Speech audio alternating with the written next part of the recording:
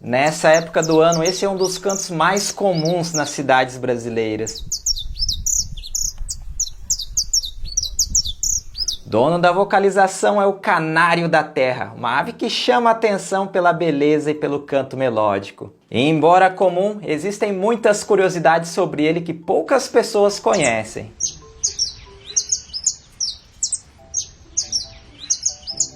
Canário da terra, carinhosamente chamado de canarinho, de nome científico Cichlis flaviola, é um dos passarinhos mais populares do nosso país. Nessa época do ano eu acordo todos os dias com o canto dessa espécie, que começa muito antes do nascer do sol.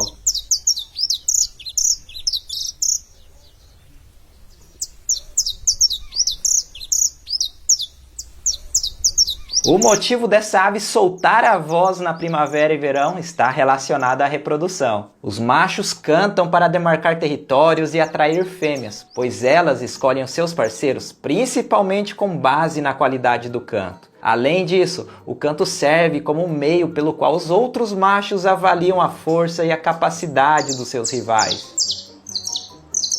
É uma ave de fácil identificação, mas existe uma grande variação na plumagem ao longo de sua distribuição. De modo geral, o macho adulto possui uma plumagem amarelo brilhante, sendo um pouco mais alaranjada na testa, enquanto que a fêmea e os jovens são menos chamativos, exibindo cores mais pardas e oliváceas com estrias escuras pelo corpo. Vale ressaltar que fêmeas adultas de algumas subespécies, como da brasiliensis, possuem uma plumagem amarelada, semelhante à dos machos, porém não é tão brilhante quanto a deles. E as fêmeas também podem cantar, só que de um volume mais baixo e de forma mais curta. O canto forte e prolongado que ouvimos é sempre feito pelos machos. E afinal, e esse nome, canário da terra, você sabe? Bom, a origem do nome é bem antiga. Quando os portugueses colonizaram o Brasil e encontraram essa espécie, acharam ela com a aparência e o canto muito parecido com o de uma outra ave chamada de canário, que vive nas Ilhas Canárias, que é um arquipélago espanhol próximo à África. Curiosamente, o nome canário deriva justamente desse arquipélago. Aí, para distinguir uma espécie da outra, os portugueses passaram a chamar a ave que vivia no arquipélago espanhol de canário do reino, enquanto que a ave que vivia em solo brasileiro de canário da terra. Mas muito antes dos portugueses, o canário da terra já tinha um nome popular, um nome dado por alguns povos indígenas, o nome Guiranhém-Gatu, que pode ser traduzido como pássaro de canto bom. O canário da terra não é o único do gênero. Aqui no Brasil existem 4 espécies do gênero Cichlis. Além dele, tem o canário do Amazonas, canário tipil e o canário rasteiro. Além dessas 4 espécies do gênero Cichlis, também existem alguns passarinhos de aparência parecida e de canto melódico que recebem canário no nome popular. Esse é o caso do canário do mato, uma ave de pernas compridas, amarelinha, que é comum nas florestas do nosso país. Nos campos e brejos de várias regiões do Brasil, existe o canário do campo e o canário do brejo. Outra ave que carrega o nome é açaí canário. Uma espécie comum e muito bonita que tem uma aparência que lembra vagamente a de um canário. E o canário belga? Bom, sempre que eu falo de canarinhos aqui no canal, essa é uma das perguntas mais frequentes. O canário belga, primeiro que não é uma ave nativa do Brasil, é uma ave da Europa. E de belga não tem nada, tá? Ele é espanhol, é uma espécie das Ilhas Canárias. E o que chamamos por aqui de canário belga ou canário do reino é uma ave de gaiola que foi desenvolvida a partir da espécie selvagem que é encontrada nas Ilhas Canárias. Apesar do canário belga ser bem parecido com os canarinhos do gênero Cichlis que existem aqui no Brasil e na América do Sul, é uma espécie que não tem nenhum parentesco com as aves sul-americanas. Enquanto os canarinhos são da família Traupidae, o canário belga é um fringilide, uma família que aqui no Brasil é representada pelos pintacilgos.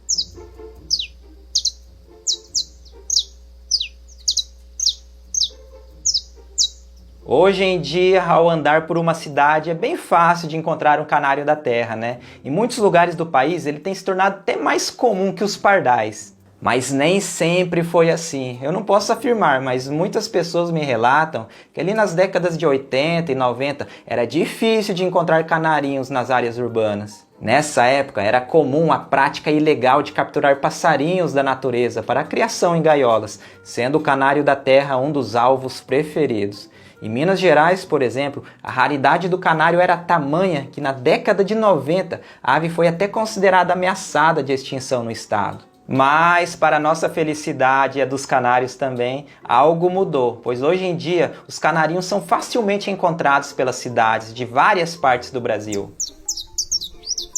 Dentre os prováveis motivos do aumento desse passarinho nas cidades está o fato da diminuição da captura ilegal com essa espécie, que já não é tão procurada de forma ilegal como era antigamente. Um outro possível motivo do aumento desses passarinhos nas cidades pode ser também o próprio comportamento dos moradores. Muitas pessoas gostam de disponibilizar casinhas artificiais que servem de ninho para essas aves, além de colocarem comedouros nos quintais com quirelas e outras sementes, fornecendo recursos essenciais para essa espécie. E é claro que os canarinhos adoram, né? É uma espécie bem versátil, que se adapta com muita facilidade assim, nas áreas urbanas, principalmente no quesito reprodução. Ao contrário dos pardais, os canários conseguem fazer ninhos em diferentes locais, como ninhos abandonados de outros passarinhos, buracos em árvores, fendas em muros, enfim, eles são realmente muito habilidosos nesse aspecto. E com o aumento das cidades, houve também o crescimento, ou melhor, o aumento das populações de aves urbanas, incluindo os canarinhos, que se aproveitam das condições oferecidas pelo ambiente urbano.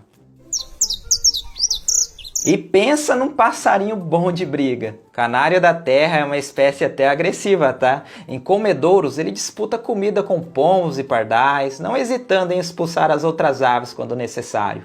E na hora de escolher locais para fazer ninhos, também pode expulsar pardais e outros passarinhos. O canário da terra é também uma das espécies mais beneficiadas pela habilidade do João de Barro, usando com frequência os ninhos abandonados dessas aves para se reproduzir.